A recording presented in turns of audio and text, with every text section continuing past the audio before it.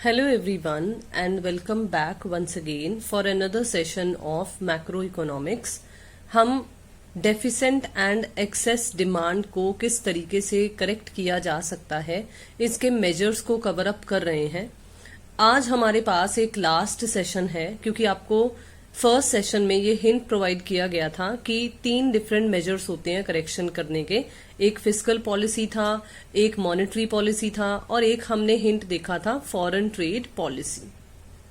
तो चलिए आज के हमारे इस सेशन में हम फॉरेन ट्रेड पॉलिसी वाले मेजर को भी कवर अप कर हमारे इस टॉपिक को कंप्लीट करते हैं। So the third major of correcting deficient and excess demand is foreign trade policy. अब ये फॉरेन ट्रेड पॉलिसी होता क्या है? देखो, फॉरेन ट्रेड आपने क्लास 11 में भी स्टडी किया होगा कि फॉरेन ट्रेड मतलब विदेशी व्यापार क्या होता है। विदेशों से व्यापार करना है ना, फॉरेन कंट्रीज के साथ ट्रेड करना। तो उस ट्रेड के रिगार्डिंग जब भी कोई एक इकोनॉमी, जब भी कोई एक नेशन कोई पर्टिकुलर पॉलिसी बनाता होता है उसे ही हम बेसिकली फॉरेन ट्रेड पॉलिसी बोल देंगे। तो क्या है? It refers to that policy which is adopted by an economy और a nation in order to achieve certain और we can say specific objectives by controlling the foreign trade of an economy.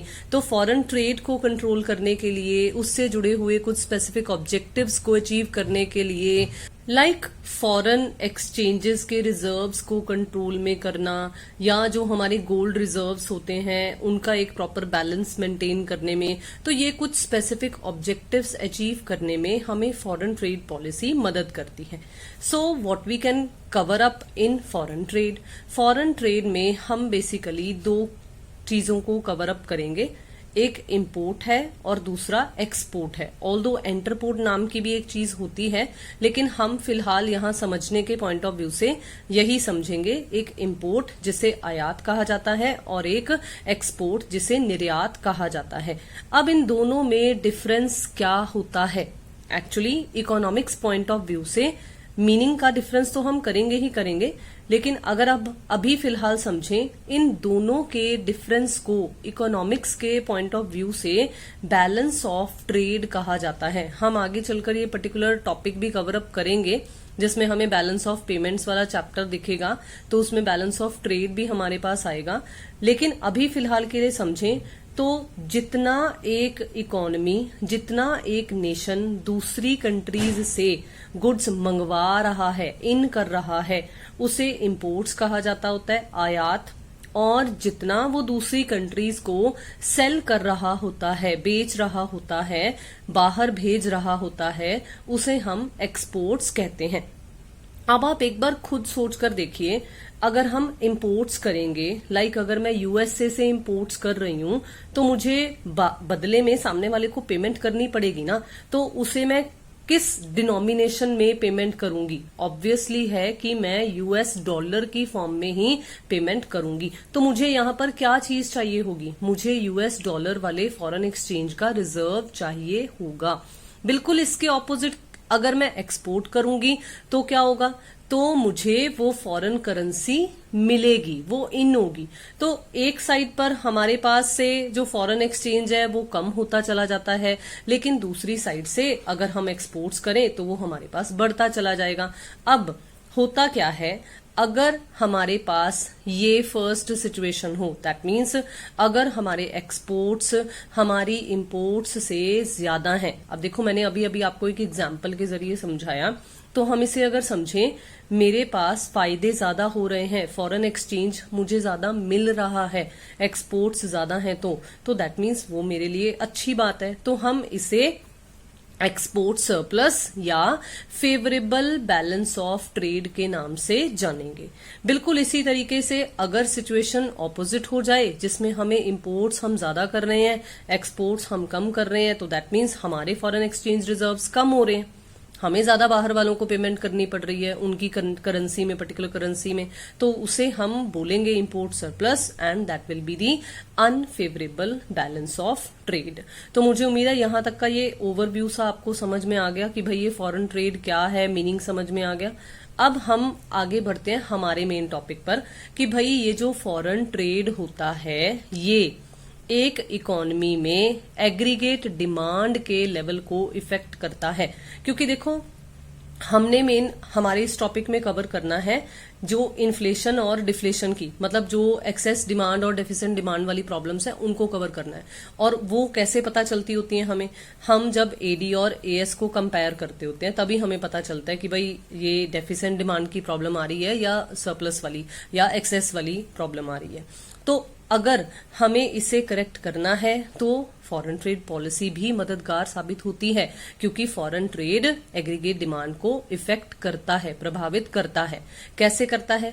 When there is export surplus, मतलब हम export ज्यादा कर रहे हैं, हम imports कम कर रहे हैं, हम बाहर वालों को ज्यादा सेल कर रहे हैं, हम दूसरों से मंगवा कम रहे हैं।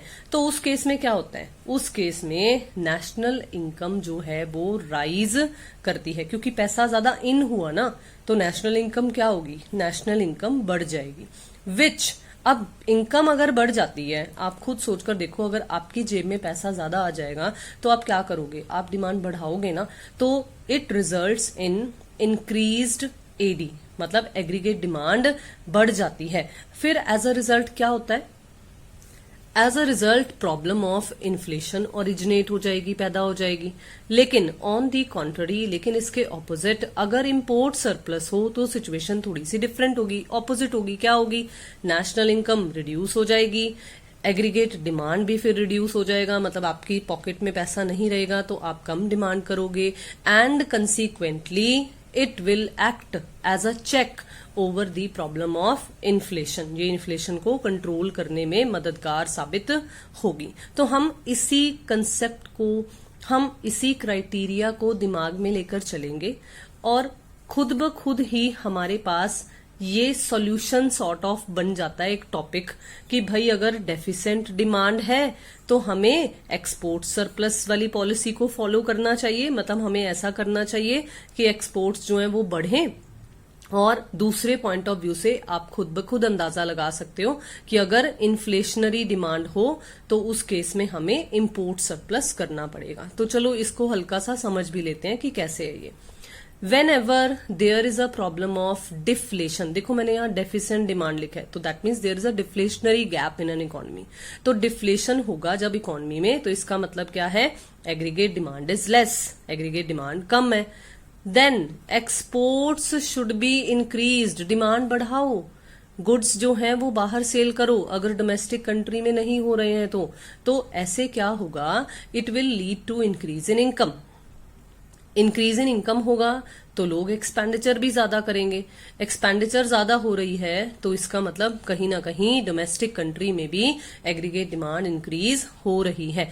अब जब एग्रीगेट डिमांड इंक्रीज होगी तो दैट मीन्स जो प्रोड्यूसर्स हैं, जो मैन्युफैक्चरर्स हैं, उन्हें प्रोडक्शन भी इंक्रीज करना पड़ेगा। अब अगर प्रोडक्शन इंक्रीज होगी तो क्या होगा भाई? एम्प्लॉयमेंट अपॉर्चुनिटीज भी बढ़ानी पड़ेंगी, फिर तो वो भी ओरिजिनेट होंगी, that will also increase, and then again increase in income, increase in expenditure and increase in aggregate demand. तो इस तरीके से अगर डेफिसिएंट डिमांड की प्रॉब्लम हो तो एक्सपोर्ट सरप्लस जो है वो कहीं ना कहीं बेनिफिशियल साबित होगा। So increase in exports will give multiplier effect to an economy. जो मैंने यहां से लेकर यहां तक आपको बताया, यहां भी मैंने आपको इंक्रीज लिखा, इनकम में भी, एक्सपेंडिचर में भी, एग्रीगेट डिमांड में भी, और एज अ रिजल्ट जब प्रोडक्शन, एम्प्लॉयमेंट ये भी बढ़ा तो फिर से दोबारा से हमें ये इंक्रीमेंट्स देखने को मिले। तो इसलिए इंक्रीज जो एक्सपोर्ट्स में होगा वो एक इकोनॉमी में मल्टीप्लायर इफेक्ट शो करेगा। Thus, in order to correct deficient demand, export promotion policy should be adopted. अब देखो मैंने आपको बोला था कि एक्सेस डिमांड वाला हिंट आप खुद अपने आप बना सकते हो अपने दिमाग में। तो एक्सेस डिमांड के साथ हम किसे रिलेट करेंगे? ऑब्वियसली है इंपोर्ट सरप्लस को। तो अब इसमें क्या होगा? Whenever there is a problem of inflation in an economy, that means aggregate demand is more, then imports should be increased. तब imports को increase करना चाहिए। अब इस केस में क्या होगा? It will lead to increased availability of goods in an economy, ज्यादा गुड्स जो हैं वो इकोनॉमी में अवेलेबल होंगे, due to which increased aggregate demand can be fulfilled. तो इंक्रीज्ड एग्रीगेट डिमांड को पूरा कर सकेंगे। ये इन्फ्लेशन की प्रॉब्लम जो होती है, जो ये एक्सेस डिमांड वाली प्रॉब्लम होती है, इसमें होता क्या है, इसमें यही होता है ना कि भाई एग्रीगेट डिमांड जो है वो ज्यादा है, एग्रीगेट सप्लाई जो है वो कम है ना। तो अब अगर हम बाहर से गुड्स मंगवा लेंगे तो एग्रीगेट सप्लाई बढ़ेगी, अवेलेबिलिटी ऑफ गुड्स बढ़ेगी, तो कहीं ना कहीं हम जो बढ़ी हुई एग्रीगेट डिमांड है लोगों की, उसे हम पूरा कर पाएंगे, उसे हम फुलफिल कर पाएंगे। So due to increased imports there will be less rise in prices, फिर प्राइस राइज भी नहीं होगा। अगर हम माइक्रो इकोनॉमिक्स वाले कंसेप्ट्स भी अपने दिमाग में लेकर आए, तो जब डिमांड का प्रेशर ज्यादा होता है तभी तो प्राइस राइज होता है। तो अगर हम यहां पर उसे न्यूट्रलाइज करने की कोशिश कर रहे हैं तो that means there will be less rise in prices. But it should be kept in mind that when we import more then we have to pay the seller countries, मतलब जो हमें बेच रही हैं, because we are the buyers, तो seller countries को हमें किस में पेमेंट करनी पड़ेगी, in their respective foreign currency। तो हमें उनकी particular foreign currency में, जैसे एग्जांपल दी थी ना मैंने कि अगर यूएस से मंगवा रहे हैं तो हमें यूएस डॉलर में पेमेंट करनी पड़ेगी। तो अब जो एक अच्छी फॉरेन ट्रेड पॉलिसी है वो सिर्फ यूं ही नहीं कि एक्सेस डिमांड है तो इंपोर्ट सरप्लस लागू कर दो, और अगर हमारे पास डेफिसिएंट डिमांड है तो एक्सपोर्ट सरप्लस लागू कर दो। नो, ऐसा नहीं होना चाहिए। एक अच्छी फॉरेन ट्रेड पॉलिसी जो है वो एक प्रॉपर बैलेंस और सभी पैरामीटर्स को ध्यान में रखकर ही बननी चाहिए। जैसे अब अगर हम यहां पर बात करें तो देखो, हमें जो फॉरेन करेंसी में पेमेंट करनी पड़ेगी उसके लिए हम अरेंजमेंट्स कहां से कर सकते हैं। तो एक अच्छा क्वेश्चन ये बनता है अलग से कि how can we make arrangement for such payments, मतलब अगर हम इंपोर्ट्स करते हैं तो इंपोर्ट्स के लिए जो हमने रिस्पेक्टिव पेमेंट्स करनी है उसके लिए हम कहां से अरेंजमेंट्स कर सकते हैं। सबसे पहले देखिए क्या है, by reducing foreign exchange reserves. तो ये मैंने आपको हिंट दिया था कि भाई एक हमारा specific objective foreign trade policy का यही होता है कि एक अच्छा फॉरेन एक्सचेंज रिजर्व हम मेंटेन करें, बैलेंस मेंटेन करें, गोल्ड रिजर्व्स मेंटेन करें। तो यहां पर आपको सबसे पहले उन्हीं को यूज करने के लिए बताया गया है कि फॉरेन एक्सचेंज रिजर्व्स को यूज करो, अगर फॉरेन सिक्योरिटीज कोई पड़ी हैं तो उन्हें बेच दो, या आपके पास अगर गोल्ड रिजर्व्स पड़ा है इकोनॉमी में गवर्नमेंट के पास तो आप उसे सेल कर भी इंपोर्ट्स कर सकते हो।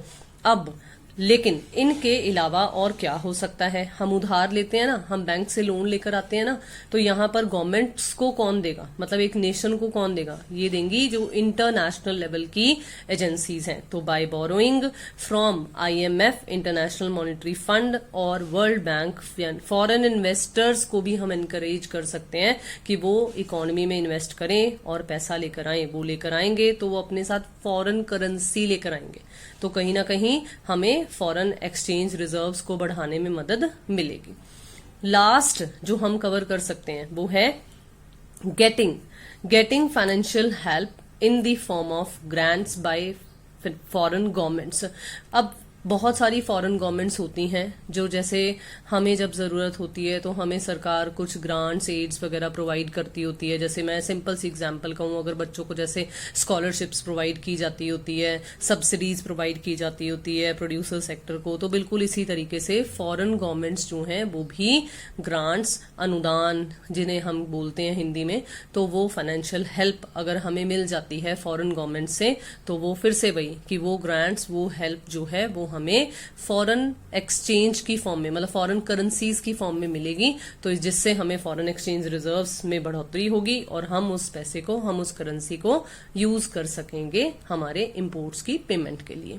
तो कुछ इस तरीके से हम फॉरेन ट्रेड पॉलिसी का इस्तेमाल कर एक्सेस डिमांड और डेफिसिएंट डिमांड की प्रॉब्लम्स को टैकल कर सकते हैं। फाइनली यहां पर हमारा ये पर्टिकुलर टॉपिक जो है एक्सेस डिमांड और डेफिसिएंट डिमांड वाला वो कंप्लीट हो जाता है, और मुझे उम्मीद है कि आपको बहुत ही आसानी से ये सारा का सारा टॉपिक जो है वो समझ में आ गया। Kindly do the honours. अगर आपने अभी तक चैनल को सब्सक्राइब नहीं किया हुआ है तो जल्दी से कर लीजिए। वीडियोस को शेयर करना, लाइक करना और अपने व्यूज कमेंट बॉक्स में शेयर करना बिल्कुल मत भूलिए।